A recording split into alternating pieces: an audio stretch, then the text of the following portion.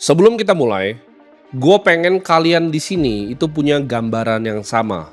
Anggap kotak yang kalian lihat di depan ini itu adalah 100 juta rupiah. Ini adalah 1 miliar rupiah.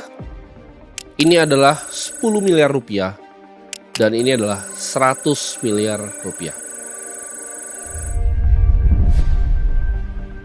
Di sini gue akan sharing rahasia bagaimana caranya membangun kekayaan. Karena di zaman sekarang 100 juta itu bukanlah uang yang ideal.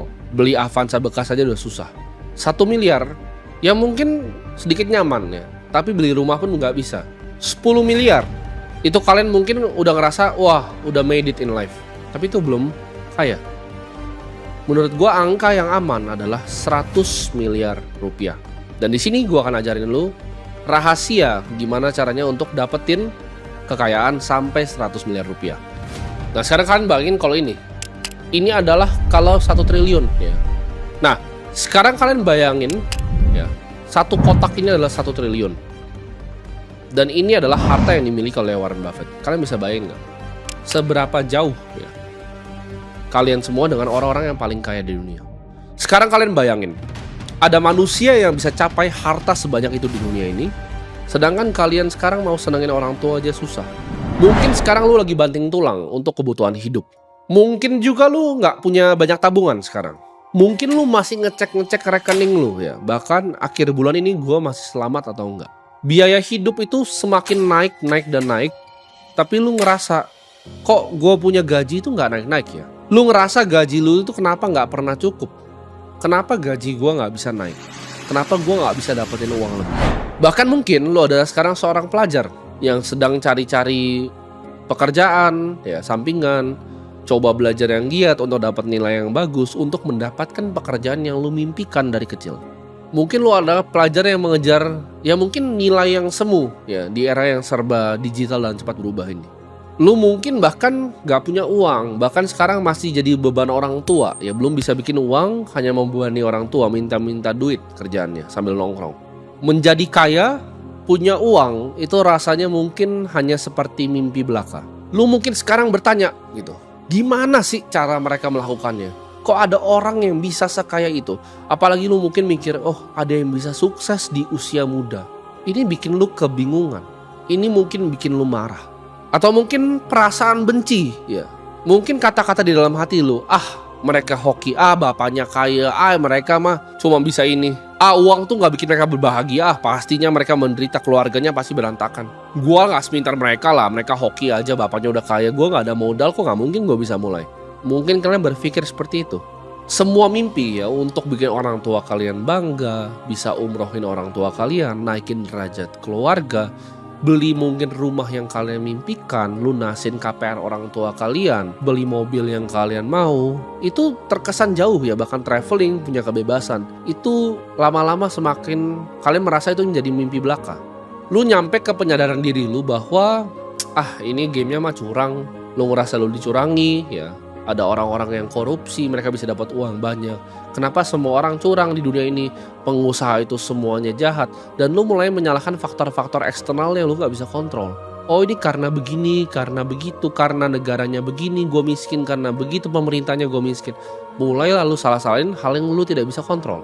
Semua kesialan lu di hidup lu itu lu limpahkan ke orang yang bahkan gak kenal lu hidup. Tapi gimana kalau di sini gue kasih tahu kalian bahwa ada rumus pasti untuk kalian bisa menjadi kaya. Ada rahasia ya. Ini formulanya pasti. Dan lu juga bisa menang seperti yang lainnya. Tertarik? Mari kita mulai. Mungkin lu yang pertama datang ke sini atau kenal gue ngerasa gue itu bohong. Tapi di sini gue akan kasih kalian seperti 2 jalan ya. Ibaratnya kalian mau telan pilnya atau enggak. Tapi gue kasih tahu, jalan ini bukanlah jalan yang mudah.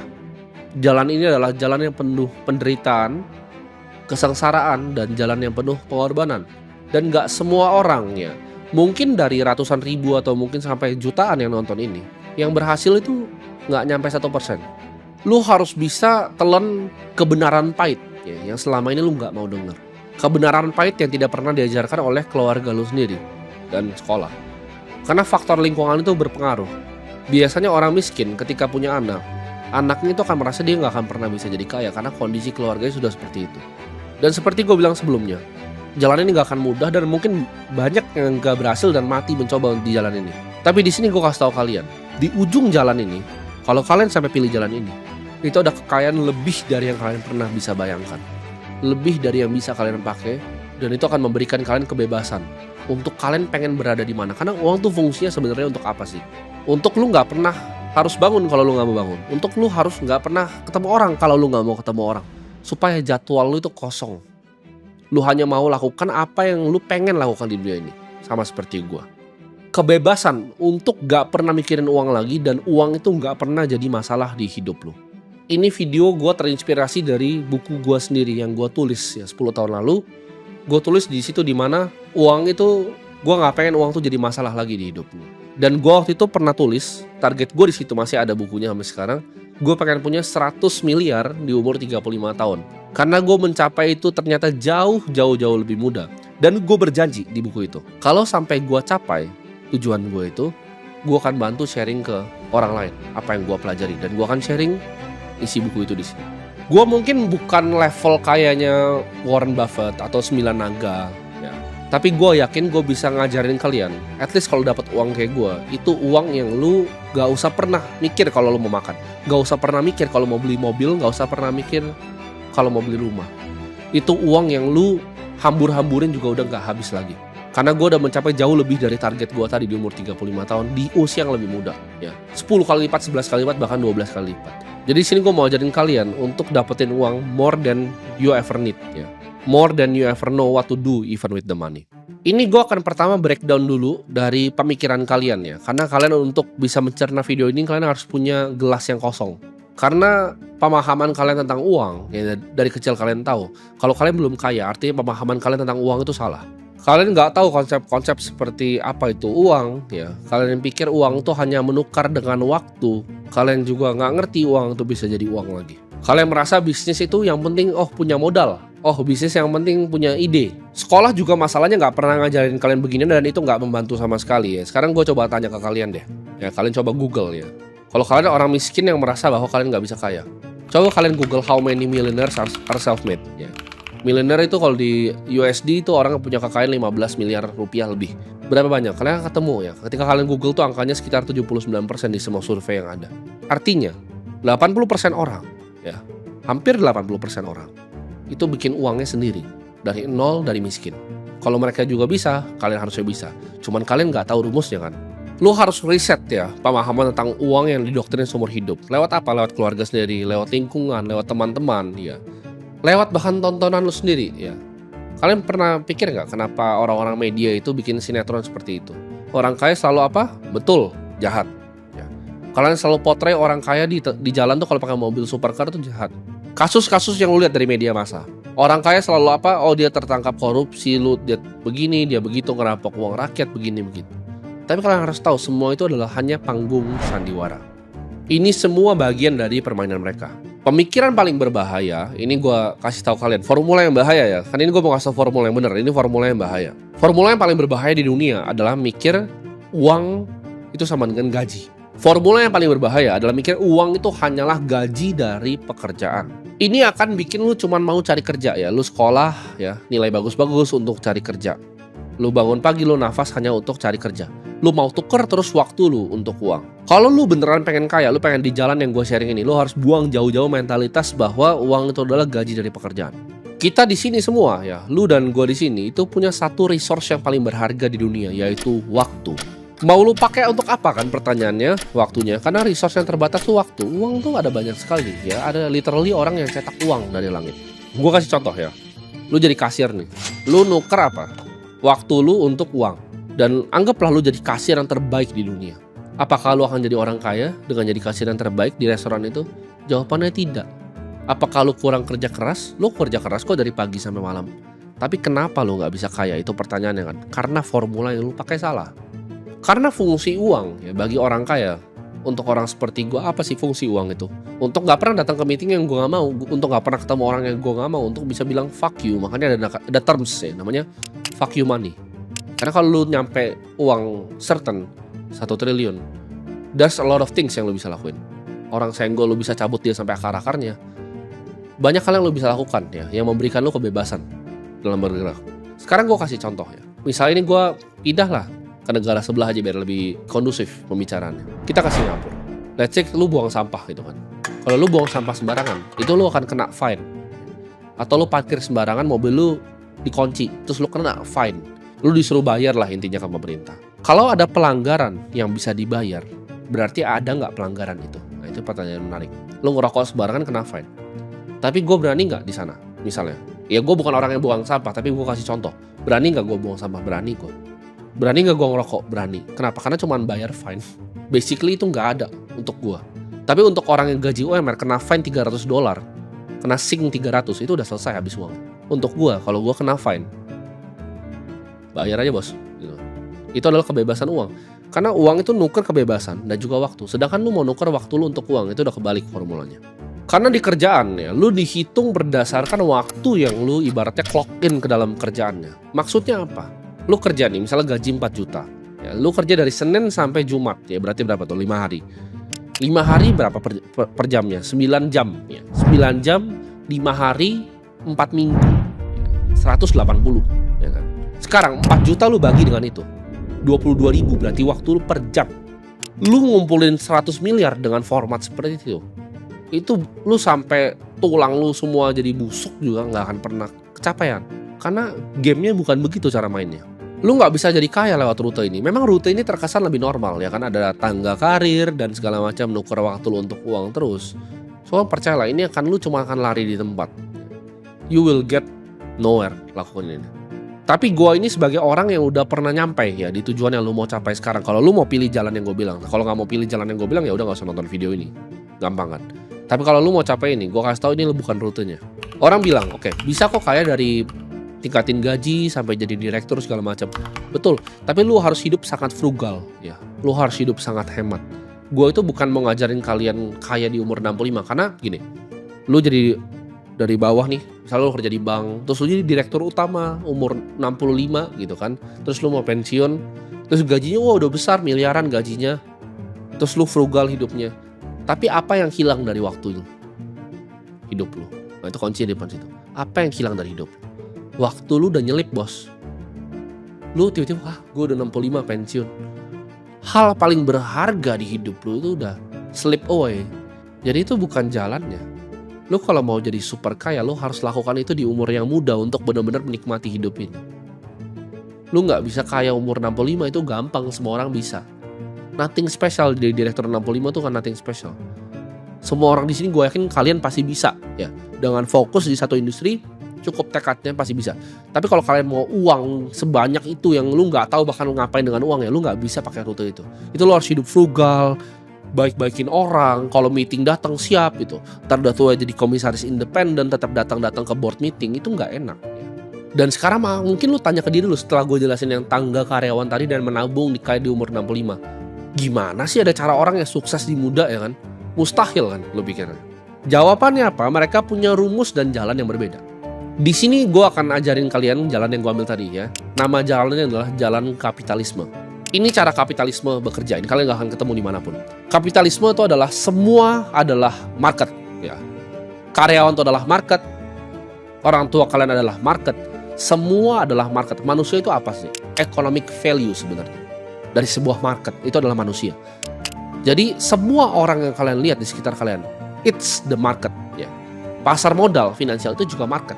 Tapi manusianya sendiri itu juga market. Kalian bingung? Maksudnya apa? Lu akan dibayar, ya, lu akan dilempari uang sebesar value yang lu kasih ke market. Itu rumusnya. Bahkan bukan value kalau gue revisi, perceived value. Ya. Orang nganggep lu itu valuable atau enggak di market. Gue kasih contoh sederhana, Apple ini. Ini adalah contoh ya, value di market. Lu bisa nggak bikin seperti ini? Lu bisa nggak bikin shipping dari China se-efisien ini? Bisa nggak lu bikin produk dengan harga sini sebagus ini? Jawabannya nggak bisa. Itu kenapa dia perusahaan $3 triliun. Gue kasih contoh bahkan yang lebih gampang kalian mengerti dah, nggak usah bisnis. Orang aja. Gue kasih contoh Raffi Ahmad di sini. Kalian banyak yang mungkin kesel dalam hati kalian. Bahkan nih gue yakin ya, agensi yang pernah endorse dia mungkin kesel. Kok dia sekali endorse 100 juta, kok gue gajinya 3 juta.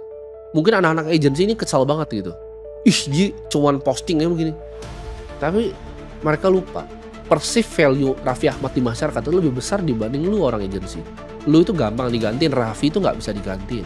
Kenapa jurnalis yang kerja di tempat gua yang tulis berita itu uangnya lebih banyak dibanding office boy? Karena semua orang, gua tarik orang asal di bawah, supir gua deh gua tarik sini, suruh ngepel, bisa jadi office boy. Perceived value di masyarakatnya rendah, atau di market gua sebutnya kapitalisme.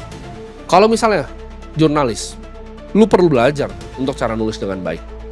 Editor video, lu perlu bisa untuk mengoperasikan software seperti DaVinci. Itu ada skill yang masih dipelajari. Akuntan, lu harus bisa, lu harus ngerti perpajakan, lu harus ngerti bikin buku. Sedangkan office boy cuma ngepel, semua orang bisa. Ya. Jadi kalian paham di sini, perceived value lu di masyarakat itu sebesar apa? Gua kasih contoh artis lagi. Kalian pasti ngerasa mungkin beberapa waktu ya, selain Raffi Ahmad tuh banyak yang dulu terkenal, tapi sekarang udah lebih nggak terkenal. Karena value-nya mereka apa di masyarakat? Yaitu entertainment, ya, media dan entertainment. Masyarakat suka untuk nontonin keluarga-keluarga mereka. Tapi kalau yang nggak bisa bertahan di atas, akibatnya apa? Market akan value mereka lebih rendah, paham nggak? Makanya artis itu berganti terus. Ya. Siapa yang bisa stay on top itu sulitnya minta ampun. Karena ini free market, bebas, semua orang boleh untuk jadi artis ya kan. Asal lu mungkin ganteng, lu bisa ngomongnya bagus, lu bisa jadi artis. Perceived value-nya tinggi di masyarakat. Karena di permainan kapitalisme ini pemenang akan dapat semuanya. Jadi kalau Raffi itu pemenang di artis, dia akan dapat semua kuenya. Penting. Kalau lu trader yang paling jago di market finansial, lu akan dapat semua kuenya. Kalau lu Ken Griffin Citadel, lu bisa dapat semua kuenya. Ya. Ini bukan seberapa keras lo bekerja. Kayak gue bilang tadi, OB itu kerja lebih keras lo mungkin. Dia bangun lebih pagi, ngangkatin galon, capek, bolak-balik. Tapi kenapa jurnalis yang cuma duduk bisa dapat uang lebih banyak? Sederhana. Jawabannya perceived value. Jadi kalau lu mau dapat uang sebanyak-banyaknya, tingkatin value lu di market. Nah, pertanyaan emasnya sekarang lu mikir gitu. Oke, ya gue ngerti. Tapi gimana caranya gue bisa tingkatin value gue di market? Jawabannya, kalau ini kan gue mau bilangnya kaya dari usia yang muda ya. Lo harus cari industri yang paling revolusioner untuk create sebuah value. Contohnya Rockefeller zaman minyak, kayak gue sering bilang, Vanderbilt zaman dulu, Bill Gates dengan softwarenya, Airbnb. Lo harus di industri paling depan. Karena capital yang berani diresikokan sama para investor ya, di industri yang paling depan, industri masa depan itu banyak ya. Namanya kita sebut risk capital. Capital yang siap untuk rugi. Mereka berani untuk betting the next Amazon, the next Microsoft besar ya. Dan lo bisa mendapatkan uang di sana. Gue kasih contoh usaha sederhana ya. Usaha ini akan gue pakai idenya yang gue miliki untuk kita bahas sampai akhir. Mau buat nih misalnya, ini video seperti ini ya. Permasalahan yang gue punya apa sekarang? Gue kalau mau ngedit short form, gue mesti minta editor potong. Tapi kalau lu bisa bikin AI yang perfect potongnya secara konteks dan teksnya nggak pernah salah, udah ada jedak-jeduknya, udah ada ini lengkap semuanya, lu lebih gampang fundraise untuk AI short form itu. Ya. Kalau lu mau capital raise, lu lebih gampang fundraise itu atau lebih gampang fundraise bisnis laundry? Jawabannya AI short form itu akan lebih gampang jauh. Ombak itu akan jadi hal paling luar biasa kalau lu bisa surfingnya dengan benar. Karena orang kaya itu kebanyakan surfing ombaknya cuma sekali. Dia dapat momentum, dia surfing, dia jadi kaya raya. Dia tangkap ombak. Itu pengalaman pribadi gue. Satu ombak ya. Gue cuma ngomong satu ombak itu bisa ngubah semua hidup. Lu mau capital, lu harus bisa selesaikan masalah yang ada di market. Contohnya tadi gue bilang, ini gue kasih ide ya. Tapi ide itu tai. Semua itu tentang eksekusi. Problemnya apa? Oh, gimana cara AI yang bisa motongin video panjang jadi video pendek yang bagus? Kalian dalam buat bisnis itu jangan terlalu kepusingan. Dalam lu mencari masalah di market, jangan terlalu kepusingan untuk mencari ide. Fokus eksekusi. Ide yang bagus itu persis gue sebutnya kayak sepatu basket yang bagus. Lu main basket, ide lu bagus tuh kayak sepatu basket yang bagus. Cuman kalau lu nggak bisa main basket, lu tetap cupu. Sepatu lu semahal apapun, lu nggak bisa main basket, lu cupu-cupu aja. Sama kayak bola. Sepatu bola lu sebagus apapun, kalau lu nggak bisa main bola, lu cupu aja. Kayak ide. Ada yang orang tuh gue bingung gitu. Kalian kayak, oh ini ide gue, teman-teman gue nggak boleh tahu. Ide means nothing, means jack shit. Ini ide gue kasih kalian, ini ide bagus. Makin besar masalah yang selesai di market, makin besar uang yang lu dapat. Coba lu pikir problem yang diselesaikan sama BCA, nampungin uang lu semua, bikin perusahaan bisa transfer gampang ke karyawan, bikin bisa escrow gampang ke Singapura. Itu problem yang besar sekali yang diselesaikan. Makanya keluarga Hartono jadi keluarga salah satu yang paling kaya di Indonesia. Kenapa? Karena perceived value masyarakat terhadap mereka atau market besar sekali. Kalau lu mau jadi kaya, ya lu jangan kejar uangnya, karena uangnya itu nggak bakal datang. Lu harus bisa kejar masalah di industri yang paling depan. Dan ketika lu punya solusinya, ya, lu bikin bisnis seputar solusinya. Ini step yang pertama untuk jadi kaya. Mungkin lu pikir sekarang, anjir, cuman begitu, cari masalah dan jual solusinya. Gue juga tahu kali, tapi itu kan butuh modal. Kan itu perlu pakai coding gitu. Gue nggak bisa coding, gimana cara gue bikin short form untuk AI? Gue nggak ngerti. Gue ngedit aja nggak bisa, itu butuh modal. Bukan gue nggak punya skillnya. Nah tunggu dulu ya. Itu lu barusan tadi balik ke pikiran primitif lu di awal video ini yang gue bilang tadi tentang uang. Makanya kalau lu mau nonton video ini, kosongin gelas lu ya.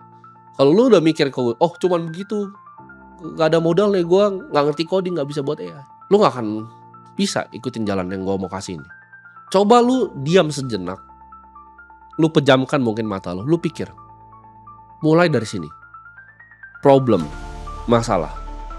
Masalah apa yang sekarang dialami sama lu sendiri? Masalah apa yang dialami sama keluarga lu? Masalah apa yang lu dengar di masyarakat? Yang orang berharap, please coba ada solusinya ini. Yang orang ngerasa ini masalah ini gak pernah ada solusinya. Apa yang market bilang mereka pengen banget ada tapi belum ada.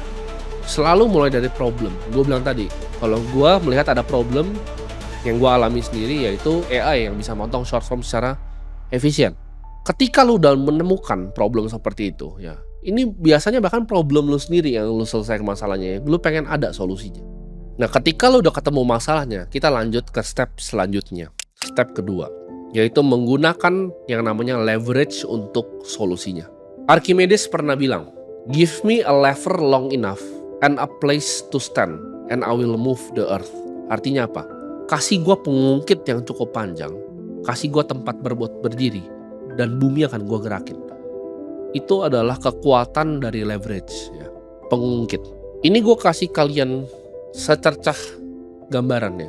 Leverage paling tinggi ya, di era sekarang itu apa?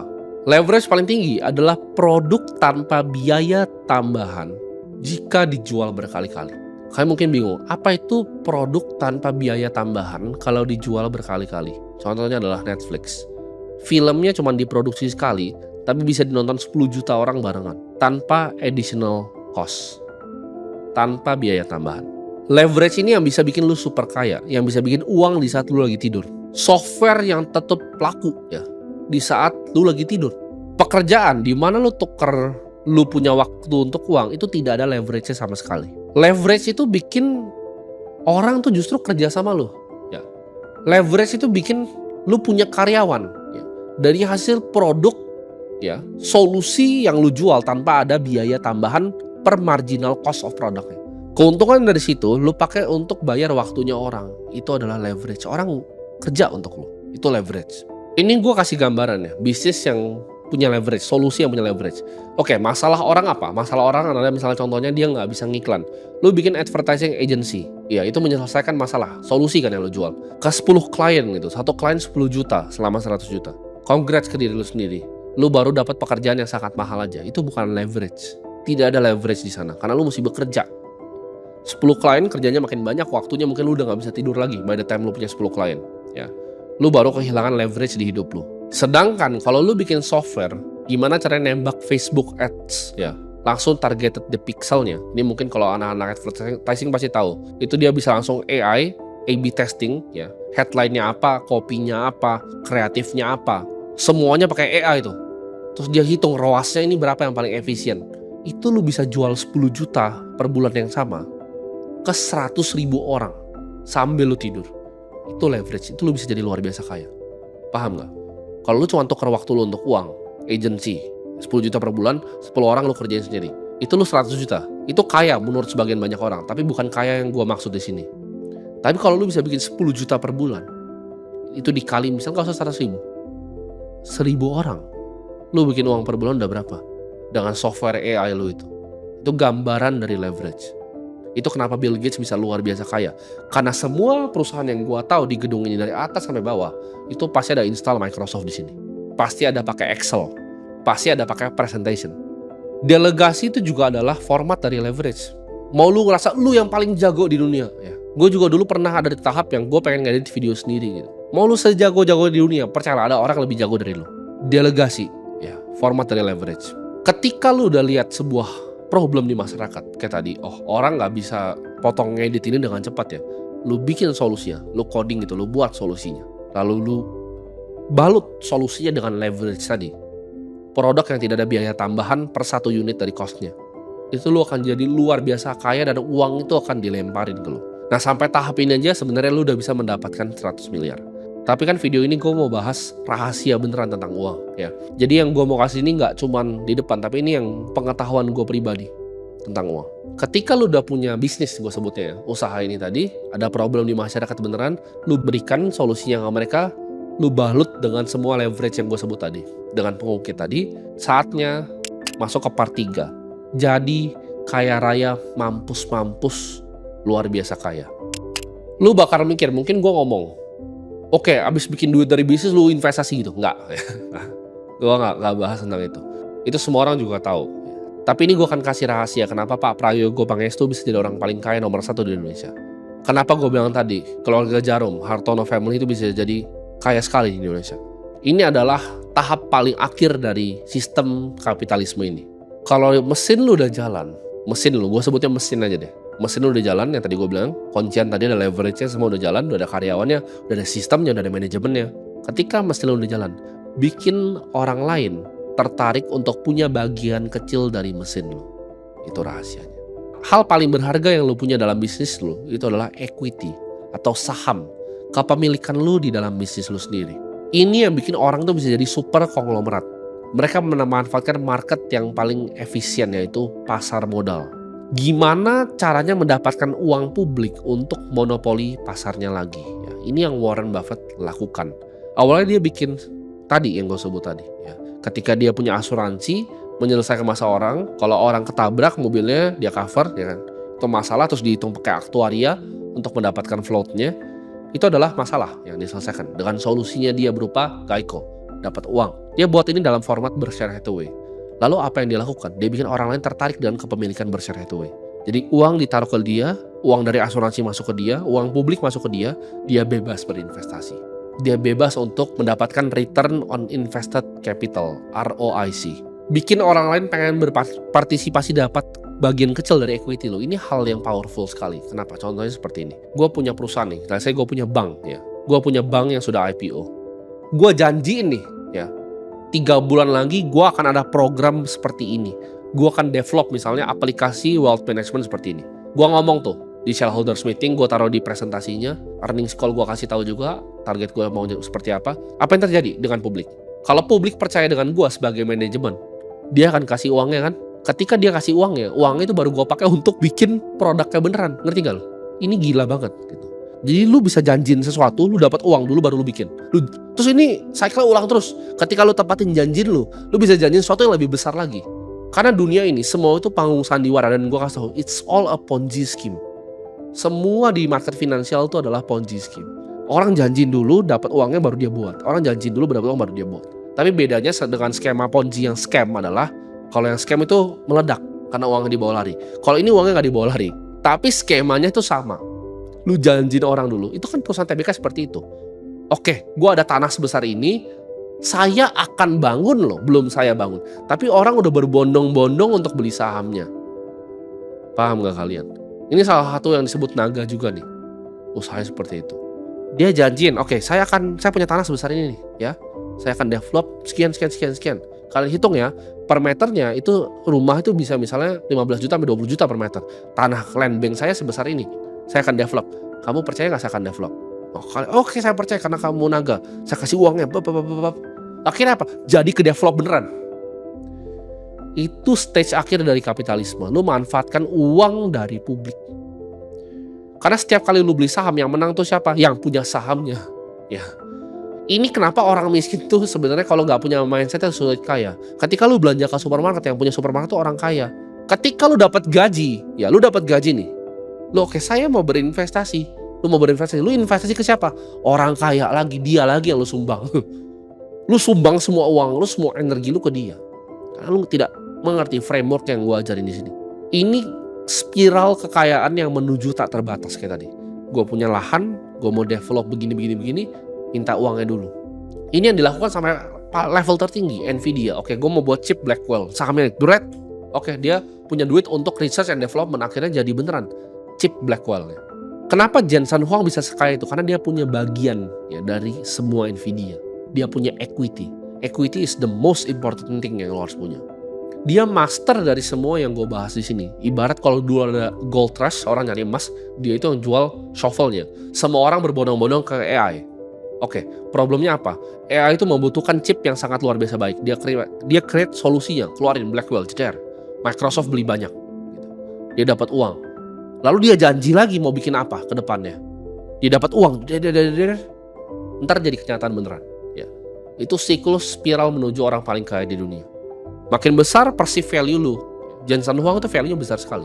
Perceive value masyarakatnya makin besar, uang akan dilempar ke lu. Pahami benar yang gue bilang di video ini. Kalau kalian nggak paham bagian-bagian yang gue ngerti, coba ulangi lagi. Sampai 10 kali aja lu ulangi video ini. Lu resapin betul-betul. Dan gue janji, lu akan bisa dapetin uang lebih banyak dari yang lu pernah bayangin di hidup lu. Kalau lu benar-benar ngerti yang gue ngomong. Karena gue yakin yang ngerti ini cuma 0,0001 sebenarnya. Yang benar-benar, dia ada momen kliknya gitu ketika nonton ini. Lu bisa capai semua mimpi lu untuk lunasin KPR orang tua lu, bahkan beliin mereka penthouse, beli supercar, beli 10 supercar, turun ke garasi sampai yang panasin tuh udah supir gitu, udah kayak gue di bawah tuh, yang panasin supir, gue nggak pernah pakai mobilnya bahkan. Lu akan dapet uang lebih banyak dari yang lu bahkan bisa hamburkan. Tapi gue kasih tahu ya, kan gue tadi bilang ada 2 pilihan kan. Lu makan pilnya nih ada 2 pilihan. Lu mau jalan yang tadi, yang lu mau nuker waktu lu dengan uang tapi lebih aman secara masyarakat, atau lu mau ikutin yang masalah gue, cari problem, balut solusi dengan leverage, lalu main di capital market. Tapi gue kasih tau sini, ya. Di ujung jalan yang indah ini yang kalian bayangin, itu semua tidak seperti yang kalian bayangkan di ujung sana. Tidak sesenang itu di ujung sana. Tapi itu untuk hari lain kita bahasnya. Semoga bermanfaat.